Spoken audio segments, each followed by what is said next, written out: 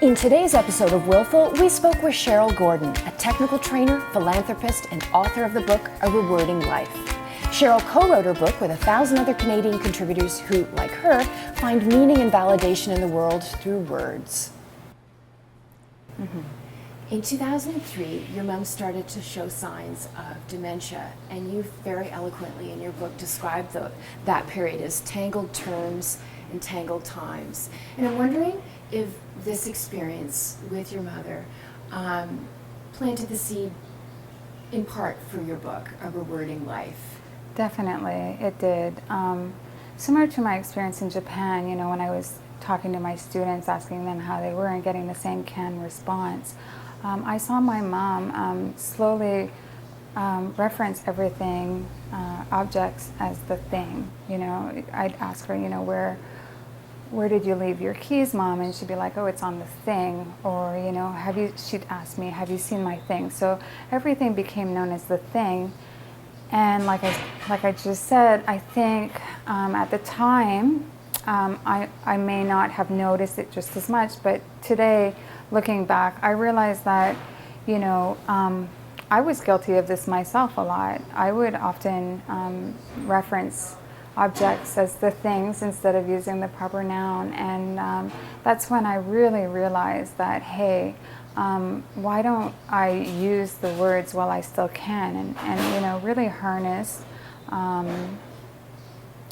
those words and potentially use them to raise money for people who lose their words, like my mom.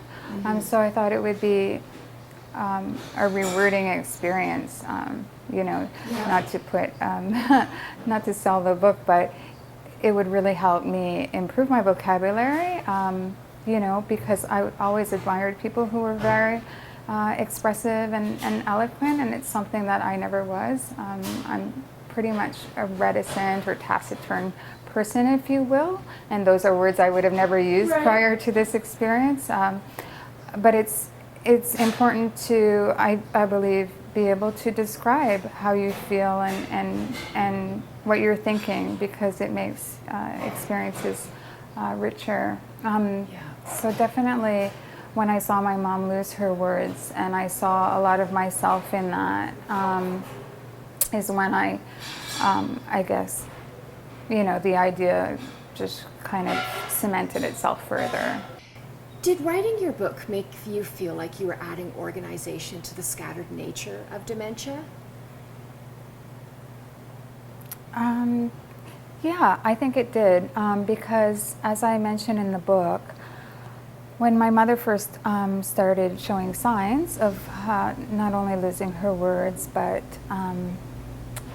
maybe just having questionable or making questionable decisions, and as a family, me and my sister had to make the decision to go see her family doctor and stuff. And oftentimes when we would go to these appointments, the doctors would use terms interchangeably. So some doctors would say that my mother had dementia. Other doctors would say that she had Alzheimer's. And for us, you're kind of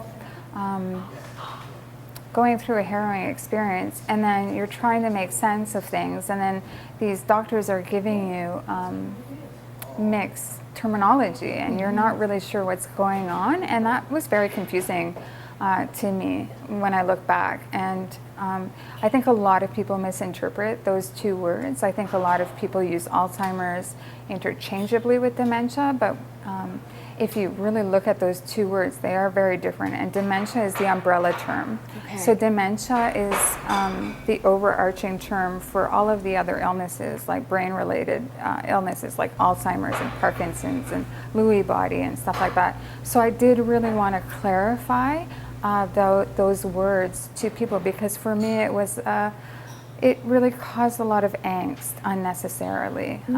So now that I know the difference, I'm trying to educate people around those words and the fact that the words have specific meanings for obvious reasons. Right. Yeah. Yeah. Do you remember who was the first person that you reached out to and said, will you write an indelible sentence for this book idea?